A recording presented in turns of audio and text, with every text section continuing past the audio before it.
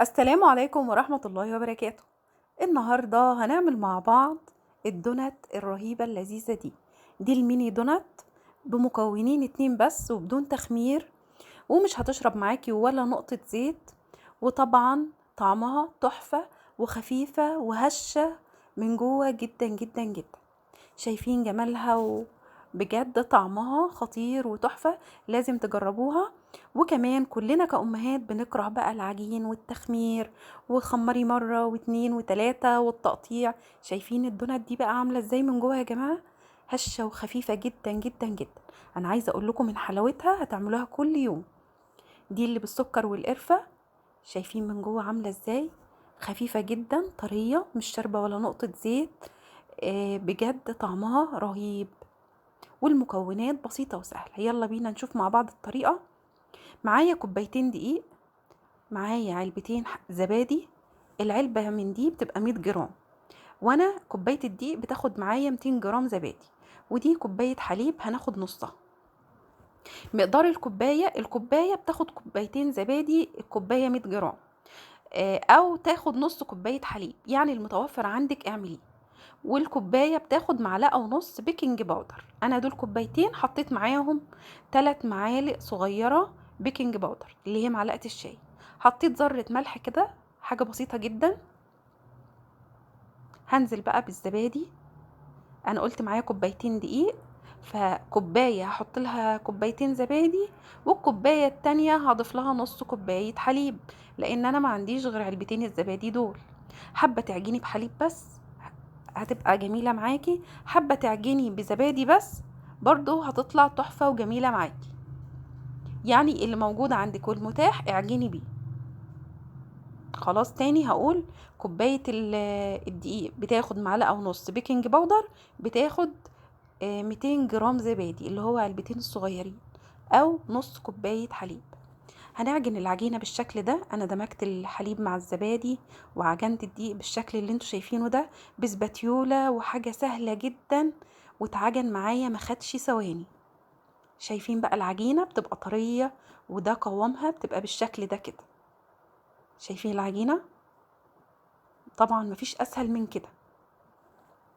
طبعا انا مش هخمرها ولا حاجة، بس هعمل الجليز اللي انا هغطي بيه الدونات.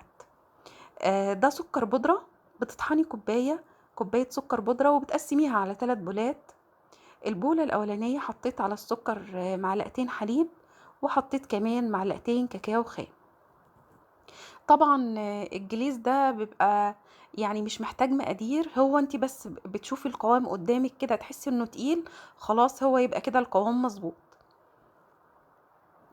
انا حطيت معلقتين حليب على السكر البودرة، يعني حوالي معلقتين سكر بودرة عليهم معلقتين حليب، الكمية اللي انت محتاجاها. وكمان حطيت معلقتين كاكاو خام. شايفين القوام بقى عامل ازاي؟ قوام كريمي كده. البولة التانية بقى هعمل فيها جليز القرفة. سكر بودرة وحطيت عليه معلقة قرفة، وخلاص هو كده جاهز معايا. وده بطلع الدونات سخن من الزيت عليه. البولة التالتة بقى حطيت شوية حليب صغيرين كده، وهحط اي لون موجود عندك. ممكن تسيبيه ابيض عادي، بس انا حبيت الونه علشان الولاد يحبوه. حطيت لون اصفر، وقلبت بقى كويس كده لغايه اما توصلي لقوام تقيل. شايفين هو خفيف كده؟ فانا هحط شويه سكر بودره.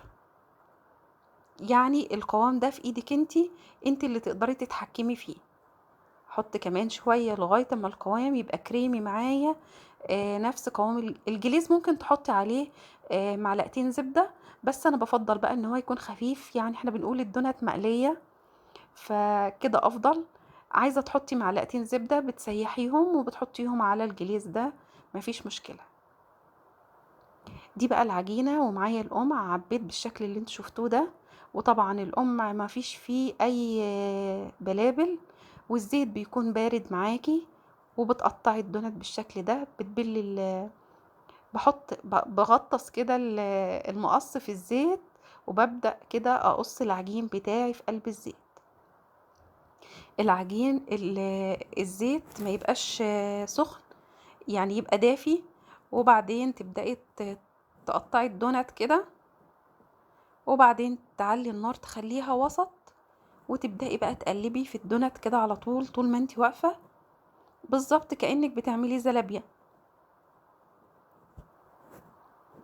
شايفين بقى؟ دي اسهل دونات ممكن تعملوها لولادكم، يعني ما خدتش وقت في العجين ولا تخمير ولا اي حاجة، يعني بتشتغلي فيها على طول. يعني ممكن في سهرة كده وانت قاعدة بالليل هتعملي حاجة حلوة لولادك، تقومي تعمليها، ما بتاخدش اي وقت خالص ولا مجهود، ومش هتتعبي فيها خالص. ولو انت ما عندكيش القمع ممكن تحطي في كيس الحلواني. لو هو اساسا ده كيس حلواني، بس طبعا بيتركب له بلابل وكده، فانا مش مركباها. ممكن تحطي في كيس من بتاع التلاجة العادي، وتقصي الطرف بتاعه وتستخدميه. فيعني اي حاجة موجودة عندك تقدري تستخدميها. شايفين اللون اللي وصلت له الدونات؟ ده بقى الطبق بتاعي فيه السكر والقرفة. لو انت هتعمليها بالسكر والقرفة بتطلعيها سخنة من الزيت على السكر والقرفة، علشان السكر والقرفة يمسكوه في الدونات اللي احنا عاملينها وهي سخنة. اما بقى الجليزي التاني هنطلع الدونات على ورق مناديل، وهنسيبها لما تشرب الزيت اللي فيها. على فكرة الدونات دي ما بتشربش زيت خالص، وبتبقى خفيفة جدا، تكاد تكون يعني اللي ياكلها مش هيحس انها مقلية خالص، خفيفة جدا. عايزة اقول لكم انها بجد تحفة، احلى من اللي بالخميرة كتير، واسهل. ولا بقى تقطعي وتشكلي وتستني تخمري مرة واتنين وتلاتة العجينة. دي اسهل دونات ممكن تعملوها لولادكم، وبجد ولادنا كلهم بيحبوا الدونات جدا جدا، وعايزين تتعمل كل يوم. فانا عايزه اقول لكم ان الطريقه دي ممكن لو بنوته او لسه عروسه ممكن تقوم تعملها دلوقتي، مش هتاخد منك وقت خالص، وسهله وسريعه، والعجينه بتاعتها كل حاجه فيها متوفره في كل بيت، يعني الحليب والزبادي والبيكنج باودر، يعني مكونات سهله وبسيطه جدا جدا جدا. ومفيش فيها بيض كمان للناس اللي ما بتحبش البيض. شايفين الدونت بتاعتنا دلوقتي كده جاهزة، وحمرنا الكمية بتاعتنا كلها، كوبايتين دقيق عملوا لنا كمية حلوة بجد، جميلة جدا. لازم تجربوها وتقولوا لي رأيكم في الكومنتات. طبعا دي الدونت وهي سخنة رشيت على الوش بقى شوية سكر وقرفة، انا كنت رشة في الطبق شوية، واللي طلع بقى رشيت على وشه كمان. قلبي بقى ده كله مع بعضه كده، هتلاقي السكر بقى والقرفة بيمسكوا في الدونت لان هي سخنة، وده اللي احنا عايزينه طبعا. رصيتها انا كده في طبق التقديم بالشكل ده اهو. هبدأ اكملها معاكم. هنبدأ بقى نعمل دي اللي احنا طلعناها على ورق مناديل، هنطلعها بقى كده على الشوكولاتة بتاعتنا، الجليز اللي بالشوكولاتة. زي ما قلت لكم الجليز ده حابين تحطوا عليه زبدة، دي حاجة ترجع لكم. هطلعها كده بالماسك كده، كل واحدة كده هغلفها بالشوكولاتة واطلعها. وده الجليز اللي احنا عملناه ملون، هقلبه تاني لان السكر بيبقى راسي تحت في السلطانية بتاعتي. هقلب بقى وابدأ كده اعمل تاني بالشكل ده كده. حابة بقى انتي تعمليها اي لون تاني غير الاصفر، فدي حاجة ترجعلك انتي. المتوفر عندي دلوقتي اللون ده. شايفين بقى شكلها يا جماعة؟ بجد جميلة جدا، وعايزة اقول لكم ان الطعم تحفة بجد بجد تحفة، يعني ما خدتش مننا وقت ولا مجهود، والعجينة سهلة جدا وسريعة. بتهيألي دي اسرع دونت ممكن تعملوها لولادكم.